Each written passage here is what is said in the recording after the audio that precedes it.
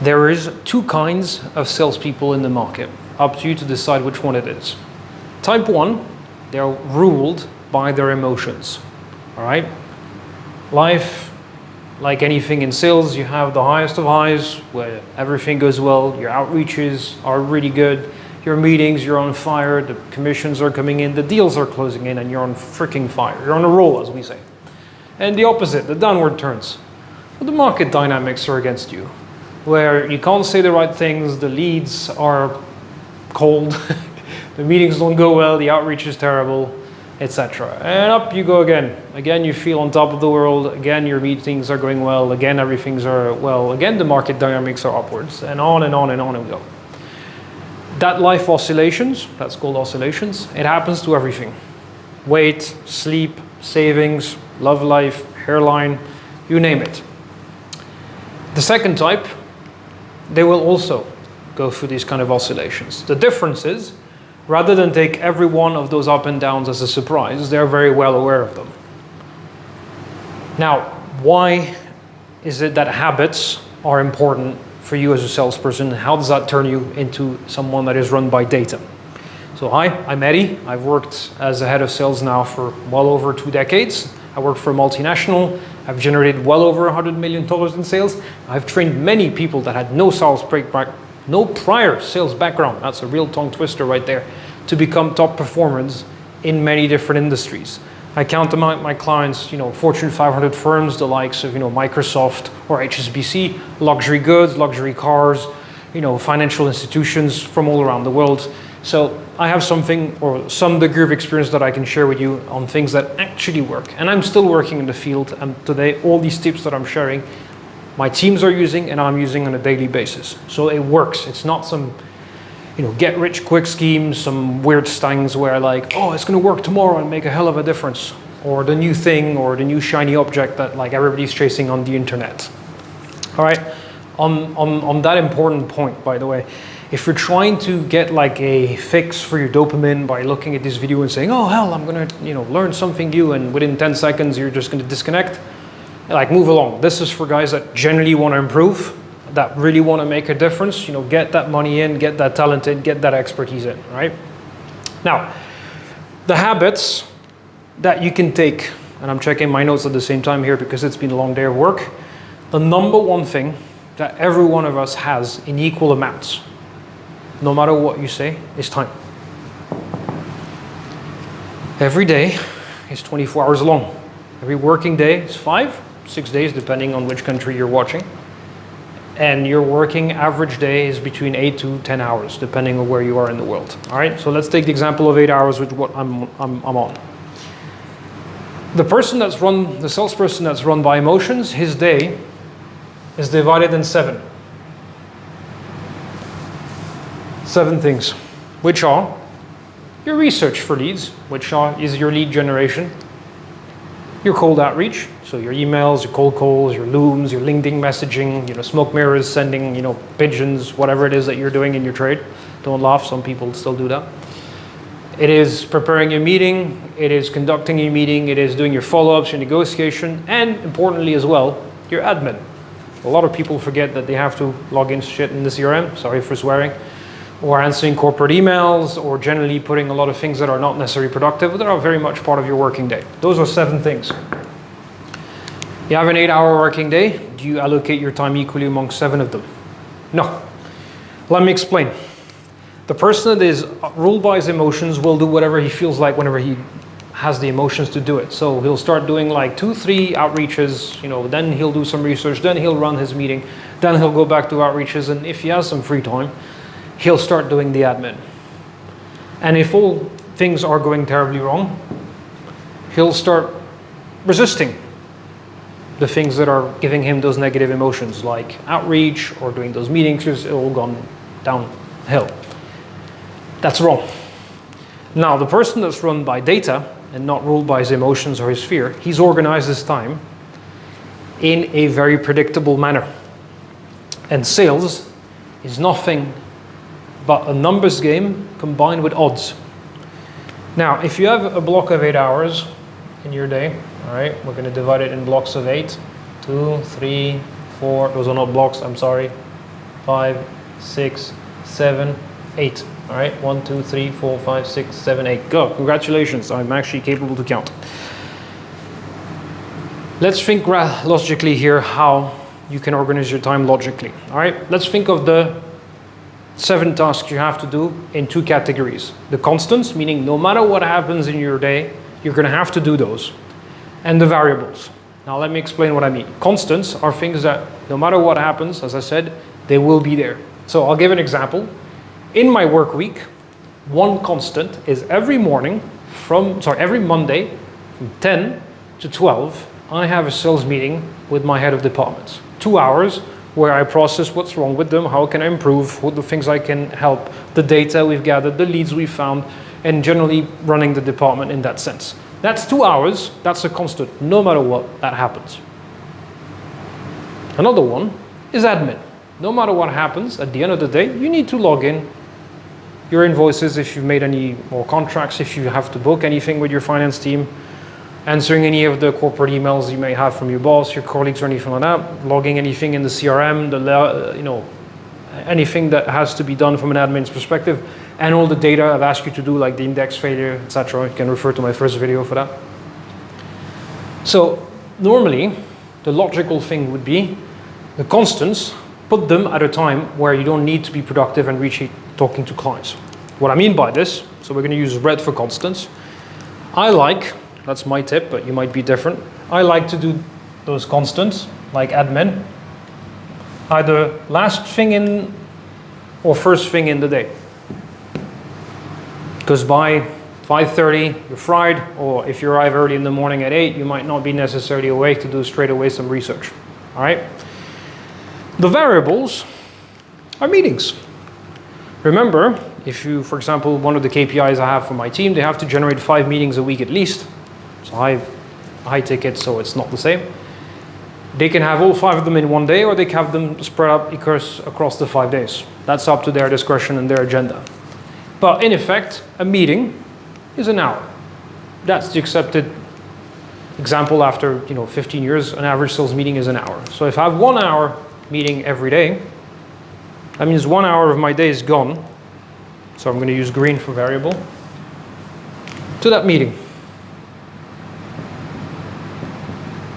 Now, depending on what your business model is, you might not have to do any prep work or any research, or like in my case, in my trade, we need to do a whole lot of preparation. Because preparation, like Sun Tzu says, wins the freaking war. In average, and I have the data over the course of 2 decades to explain this, a sales meeting in my trade takes about 45 minutes for a novice to prepare. For an experienced gentleman like myself, it would take me 15 to 20 minutes. But we're working with the numbers for anyone that works. I will therefore allocate a middle ground, so about 30 minutes. So 30 minutes divided, that's half a block. Boop. And logically, you put your prep just before your meeting happens. Because why would you prepare 3 hours before, do something else and completely forget? You want to keep it as fresh as possible, right? You have your meeting and you have your prep. That leaves you with 2 blocks of 2 hours. You therefore have left lead generation, outreach, and I like to call it research. But research is something that is very heavy in the beginning of your year or your career, or when you have to learn products, trades, or anything that changes your industry, and over time it's fairly minimal. So therefore, the allocating amount of time should be towards generating leads and then contacting them. Now, generating leads is the lifeblood of your pipeline, right? You need to allocate time to generating leads, to finding them. Because if you can't find new leads, well, eventually your pipeline dries up. So how much time do you need to allocate to that? I like to think that generating leads takes time depending on your trade. For me, on average, I would say it probably takes 15, 20, 25 minutes to generate some leads. Now, I have tips, I have techniques for the guys in my teams to generate a lot of leads with APIs or automated tools. I'm not going to share this here because, well, I'm not going to give you just everything in one go in one video because that's TMI, too much information. But in essence, I have time where I allocate first thing in the morning, all right, to lead generation and research, all right? So we're going to say finding lead gen, all right? And we're going to block half of that as well. Lead gen. All right. That leaves you with an equal amount for, let's see if you follow, outreach. So a little bit of outreach here, a little bit of outreach here, and we're going to do half of outreach here as well. This is generic based on what I do in my trade. It will be different in yours, but the blocks allocation is exactly the same. Now, what is it that's missing here, actually, out of the 7 activities? Let's see if you're actually following or rolling your eyes.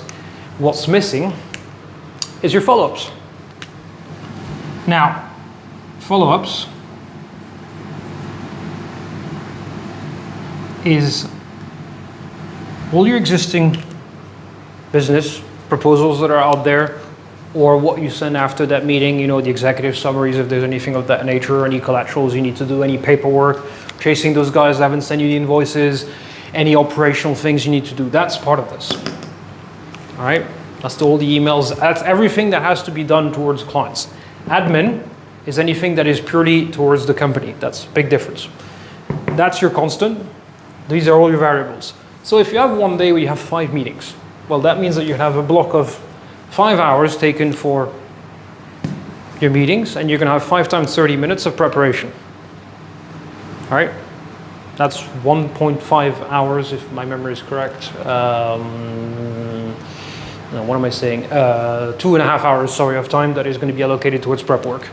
That means out of an 8-hour week, you have 7.5 hours that is going to be dedicated towards your meetings and your preparation. That leaves you with 30 minutes of doing some admin. All right, or your follow-ups or anything like that. That's why, by the way, I always invite everyone that works in sales to not heavy load everything in one day, because this creates a disbalance. Unless you're a very highly productive member of society, you're not going to stay after hours to log in everything. And by the time the next day happens and you had your 5 meetings, we'll have forgotten 80% of it. That's not me saying that. That's the Ebbinghaus graph of memory. If you're interested, I'll put it in the comments below so you can see how our memory is very fallible. In essence, basically, the more time goes on, the more you forget. So you allocate your time. That's tip number 1. And you allocate it this way, where all 5 days will have blocks of 8 hours. If you're not doing it this way and you run by your emotions, your time management's trash. Because you're going to have all sorts of things where you're not being productive. You're going to look at social media, like probably you're doing right now. Or, you know, looking at the next thing you're going to watch on the right. It's the same thing when you're sitting at work. Your phone is buzzing, well, the watch is buzzing. You know, there's all sorts of stimuli. Your colleague might be cracking a joke at the coffee machine. I don't know. But in effect, if you don't know what to do next in your day, you're going to procrastinate. If you have a well-oiled time frame or agenda, again, these are variables, so it depends on your workload. If you start a brand new sales role, you're not going to have many meetings to prepare in the beginning. It's heavily going to be towards research, preparation, and outreach. And as time goes on, it's going to be fairly balanced. But this way, you eliminate the, oh shit, what do I do next? Jeez, I keep swearing, that's bad. You have to understand one key element for sales. People that are run by data, they understand that the sales threshold, right, is passed after you've done all 7 elements. If you've prepared, if you've done your outreach, if you've run your meeting properly, if you've qualified them, yada, yada, yada. Everybody in the sales trade on YouTube or on social media will have you believe that it's everything that is done in the meeting that gets you the meeting, that gets you the sales, sorry. You know, the silver tongue, the questions, the tricks, the techniques, the tactics, no. That's only if you're prepared, if you've done all the work upstream, all 7 of them. So I like to call them blocks. I'm going to make them in red. But you're going to have one block here that is, you know, about lead generation. Then you're going to have here where it's about outreach. Then you're going to have another one which is going to be, what's it called, preparation. Then you're going to have your meeting, and then you're going to have your research. And then finally you've passed the threshold. Make no mistake, people that I train, the last one that I just got through at 6 figures, seven figures, my bad. He was an engineer, back office, was not a silver-tongued individual, far from it. However, he's followed those 7 principles and all the rest that I teach in this channel, and it delivers. People that don't, well, the last time that I had a guy who didn't follow my principles, 0 sales in 1 year. He's no longer a part of my team. So once you've done this, you've managed your team, You do that consistently, over a long period of time. Now, in order to create a habit, I think it's Gina Poe, Dr. Gina Poe says it takes 66 days minimum to create a basic habit, I think all the way to 250 days. So do this, that's your challenge, 66 days, where you just allocate your time the same way on every day of your working week. That's habit number one, that every killer salesperson I've ever trained or I've ever watched does. If your day is chaos, don't come blaming the market for when it goes down. And now the second part, and I need a handkerchief to clean my board. Just a second. Up. If you think this is well, oh geez, my board. The board sucks. All right. Let me see if I have some products. The second habit that every successful salesperson should do, while I'm fumigating myself with chemicals, is they need to break down everything they do in sales as a quantifiable item. Now let me explain. You have your 7 tasks in your day, correct? You have to do your lead generation. What's the metric for that? All right, is the amount of time that it takes to generate the leads. Is that the key metric you should measure? No. What you should be measuring is how many leads you have created. That's a metric, that's quantifiable. So if you spend an hour and a half and you generate 1 fucking lead, so again, why do I sound like a salty sailor? If you generate 1 lead, well, now you have an output of 90 minutes per lead, that's pretty bad. But in general, if you start having an output where you generate, I don't know, a lead every 10 minutes, then an hour and 30 minutes, you will therefore have 9 leads. And if you do that every week, 9 leads multiplied by 5, oh my God, my math are terrible. 9, geez, help me out, chat. 18, 19 multiplied by 2, 36, 36 plus 9, 45. There you go, I'm at it. Didn't even need to use my calculator. You'll have 45 new leads just by doing that every week. Now again, doesn't mean that you're going to find leads the same way every time. You might sometimes, I have an API in place where sometimes, well, I think yesterday generated 140 leads because I found some database with that API. That's lucky, that's not all the time. But that's the metric. The second one is outreach. What's the metric for outreach? Well, it's how many people you actually reach out to and give you a meeting. Because if they tell you, no, I'm not interested, or they don't pick up, or things like that, at a quantifiable level, it doesn't tell you much, right? Jesus, it doesn't get off. Anyway, it will be a whiteboard entertainment channel 101 with Eddie. Next one. When you're doing your prep work, what's the metric? It's how good your collaterals, have you managed to deliver everything? That's the metric. Have you been able to deliver? The second meeting, activity number 7, which is meetings. What's the metric? Have you successfully converted them to ask for a proposal? That's a metric, meeting to proposal ratio. And then finally, proposals to sales. Because again, we're in the business of sales, not sending reports or quotations, am I right? My apologies, my board cleaning skills are apparently not world class. Let me check my notes. That's a hot tip for you. If you work in sales, you don't take notes. Your memory is fallible, so take notes. So yes, another one that you can do, and I think that's a hot one for all of you lads, because we all have one, it's a target. How do you quantify your target? All right?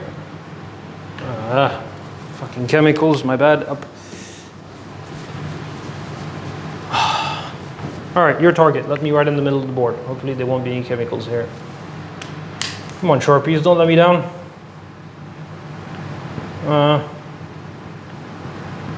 Target. By the way, I wanted to, pre-record I always pre-write everything on my board in previous videos because this is why. But I wanted to be a little bit more genuine today and not prepared. Your target, right? I'm going to use a generic one. So let's say you have a target annual of $1.2 million, right? Wouldn't it be nice on the bank account, right? Now, last time I checked, there's 12 months in the calendar.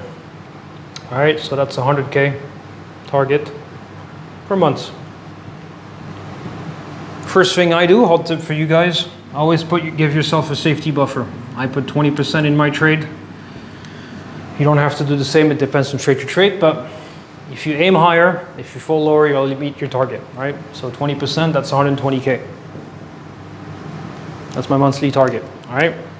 Next question you should be asking yourself. Now, I'm fairly confident that you will have this information. If you don't, just ask your accountants, go for your CRM, you'll find this information.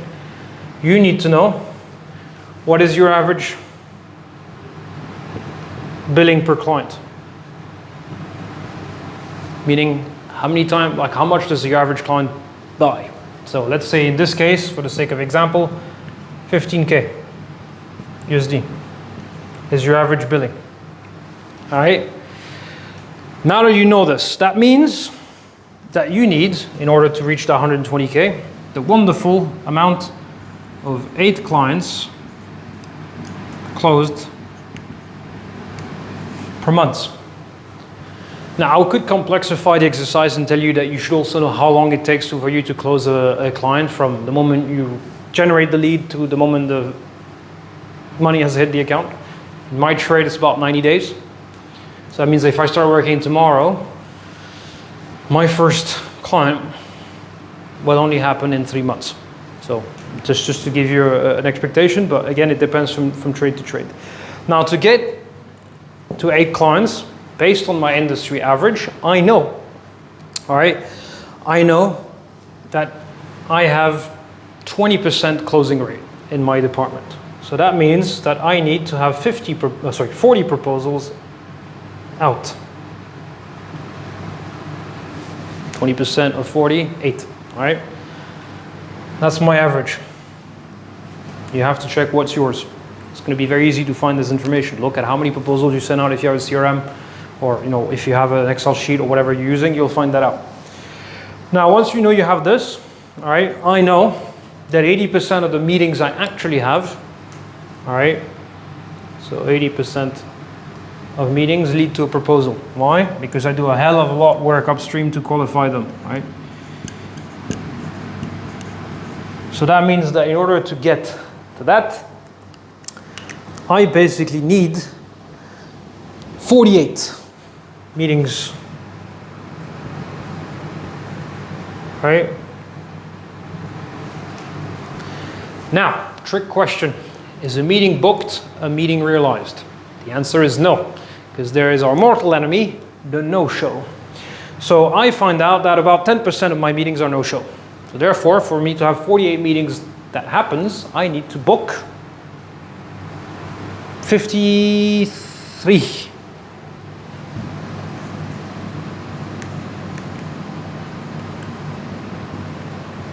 Scheduled. Again, 2 decades of that data. The average doesn't lie. All right. In order for me to get to this, all right, this is where my numbers are starting to get a bit rowdy because I spent a long time. All right. I need to generate, if we get 48 meetings in a month, that means I need to have 2.2 meeting a day. Remember what I told you about the block of days? All right. In order to get 2.2 meetings a day, I know that my average is that it takes me, on my outreach, 10% of them to commit to a meeting. That's a low average, but that includes emails, that includes outreach, that LinkedIn, all the different things. I know, based on my industry, that if I go via the phone, it's much higher. It's about 25%. But here I'm using always the most pessimistic numbers when I train my people. So that basically means that I need to do 22 outreaches a day.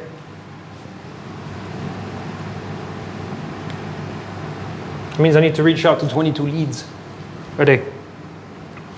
All right, so if I have 2.2 meetings, that basically takes away 3 hours of my day that's gone, all right? Because I have to allocate it towards conducting the meeting, or 2.2 meetings, plus the prep work, all right? Then I have, my 106, what is it? That leaves me, so 3 hours multiply, that leaves me at 5 hours. I have 1 hour of admin, so that leaves me 4 hours now of free time, to allocate. And that means that to do that 22 outreach, I basically need to do within 4 hours remaining the outreach, the research, and yeah, the lead generation. Can it be done? Yeah, if I take into account that it takes usually 10 minutes to do the outreach, if it's emails, 3 minutes if it's on the phone, it can be done. And the rest of your time is allocated towards all the rest. So that's breaking things down for, let's say, the target.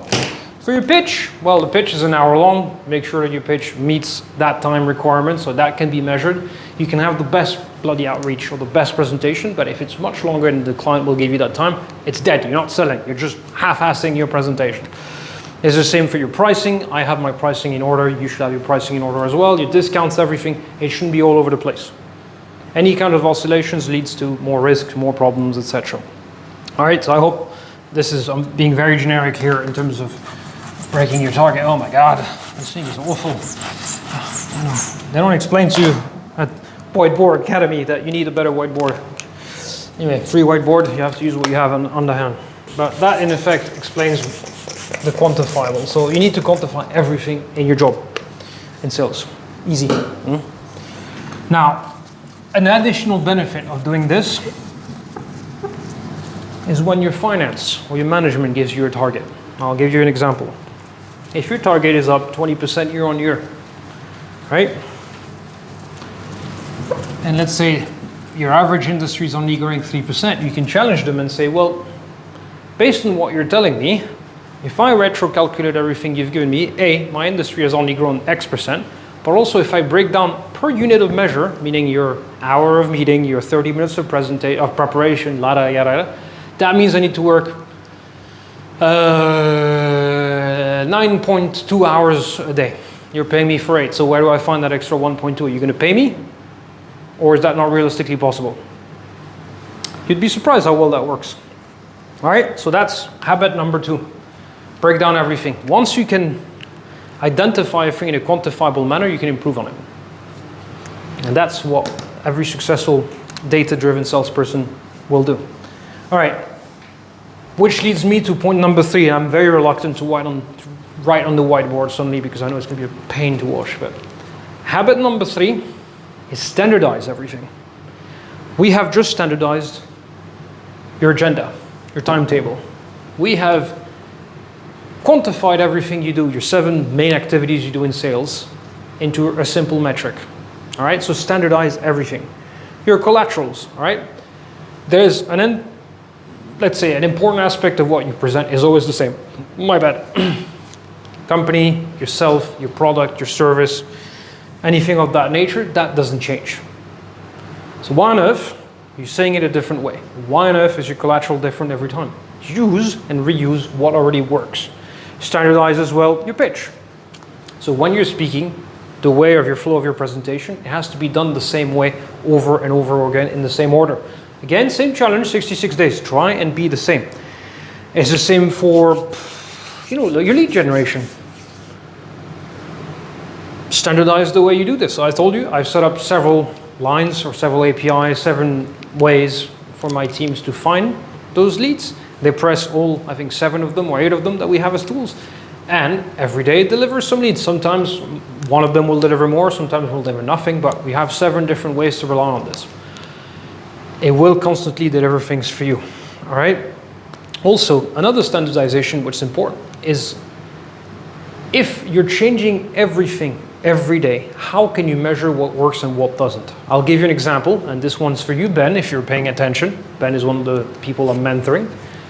If every time you pick up the phone, you say different things, then it could be that it's your prospect that's not willing to listen, but it's also very much something that you're saying wrong again and again and again if you keep changing it.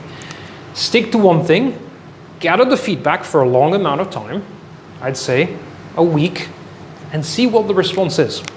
Live example for you, one of my team members was using some terminology in his emails that implied something that wasn't our business, and it was misunderstood by the prospect. The feedback from the prospect is, well, my bad, they were not understanding what our business was. So I said, well, look at the emails. This is the response we've got from 5 different prospects. This is what your email says. This is how they react. So clearly they're reading your email this way.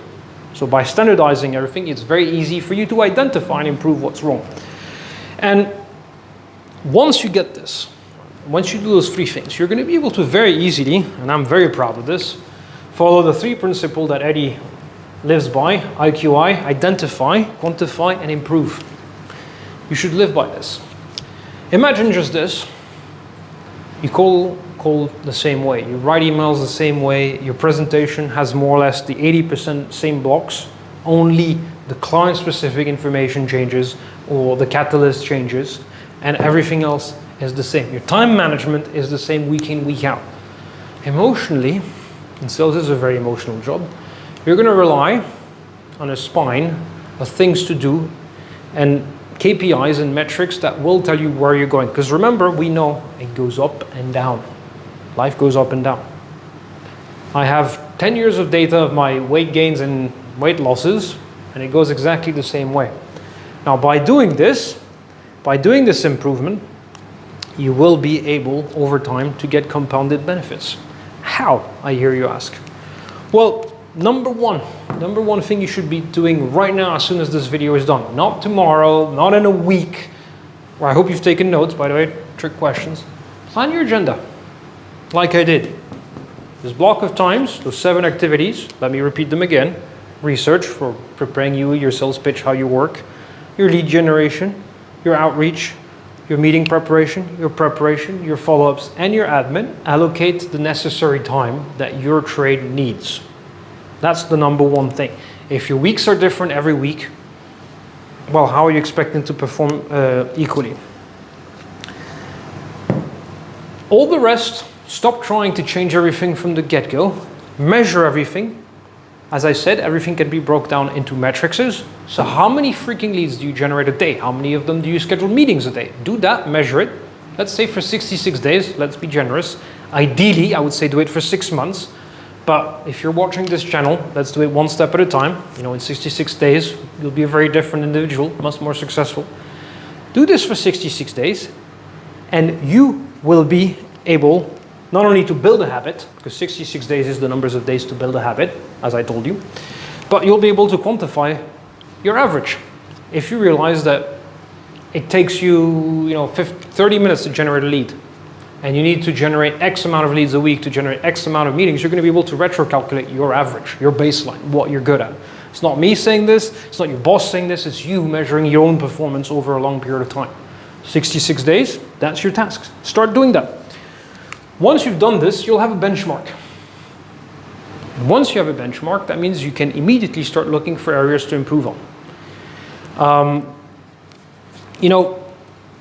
Let me tell you something about an actual real story, because ultimately that's what I'm told you resonate the most about. If you're not familiar with the cycling team from the UK, in 2002, they were about 92 years old as an institution. They had one gold medal. In 2008, they had won 10. In 2012, they had won 20. And by the time, I think 2016 or 2014, they also had won, races around the world, like the Tour de France and things like that. Now, how did that happen?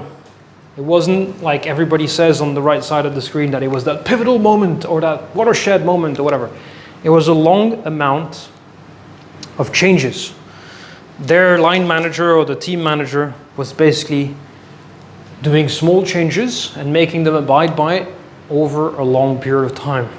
So from 2002 all the way to 2008, there was no Olympics or barely any, but over time they did change, standardize the tire pressure, standardize the training, standardize the gear, standardize everything that was in terms of sleeping, hygiene, food, health. They maximized also, what they call the podium principles. They looked at, are you material to win the medals? Meaning, are you at peak performance and can you improve? If you don't, well, what are you doing here? We're looking for people that are not number 4. We're looking for people that are going to be number 3, number 2, or number 1s. And then, they also looked at behavior. So how do we make sure the morale is up? How do you make sure that, what we're doing constantly every week in this video, which is looking at behavioral psychology. What do you do to make sure that your approach is standardized and you don't surrender to your emotions every time something goes badly? And finally, they just, as I said, time and habits is the most powerful force. In finance, I think compounded interest, my bad for the squeaky sound, is the most powerful force in time. I've explained last week, like if you put $22,000 for 40 years on certain indexes, you'll make, just based on interest and regular deposits, $1 million.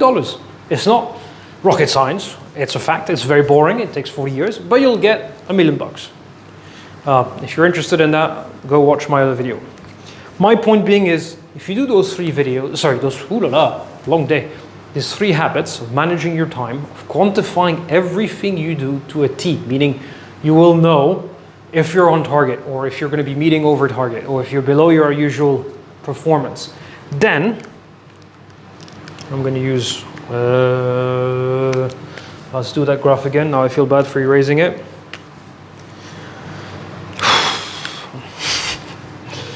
So you start here, up. Historically, you would go all the way down here and then back up again. Once you have those metrics in place, by quantifying everything, by having your benchmark, your baseline and everything, you will now know that when things are going here, you're like, oh, this is too good to be true. I need to prepare myself that things are going to start going downhill. I'm telling you, these 3 habits are not there to push you higher. They're there to keep you your lowest point as high as possible. So when you start going down, you start keep measuring yourself. Oh, I'm sliding. Oh, the market's not doing well. Oh, I'm not measuring enough. I'm not doing enough meetings. Oh, my pitch is getting sloppy, or I'm not allocating enough time to lead generation. Suddenly what's going to happen? You're just going to start catching yourself sliding down. Again, there's drag, there's lag, there's delay. You're not going to stop yourself instantly. Nobody stays at peak performance 24/7. That doesn't exist. There is moments where you'll drop, but the gains is when you start catching yourself at a higher state. Because then, sorry, my bad, I didn't go high enough. Your average will go higher up because you're starting from higher up. You're not changing anything in terms of your best performance. What we're trying to catch is your least performing parts. So time management, measuring yourself, making sure you've standardized and wasted as little as possible of time. Now, on that standardization, I keep telling people, why the hell are you changing? If you're presenting to, let's say, hospitals, your new, X-ray machine, why on earth are you changing your entire presentation every time? It's still a hospital. It's still the same bloody machine. You can change the logos. You can change, the About Us page, about the business, whatever. But the rest stays the same. You don't need to change everything because it leads to mistake. Real example, one of my colleagues, who shall remain nameless and watches this video, changed his presentation and put some funky animations on his presentation, which one was deployed during the presentation, was hiding the bloody graph that was bringing a very strong point towards the clients. The graph was great, the pitch was great. That little freaking animation mistake made us look like twats. Again, I'm swearing, what's wrong with me? But it's a small mistake, but it makes a big difference. So from now on, animations are banned from his presentation. I told him stop changing everything. But in essence, these 3 habits will get you to improve at your worst. Not become the best, the 30,000 a month or whatever, all these like attention-grabbing, monkey brain, new shiny thing titles that you see on the right, that sometimes I'm victim of as well because I have to play the YouTube game, but nonetheless, that's not the point. The reality is, it's at the worst that you should be trying to improve, not trying to get that 0.1% better at everything.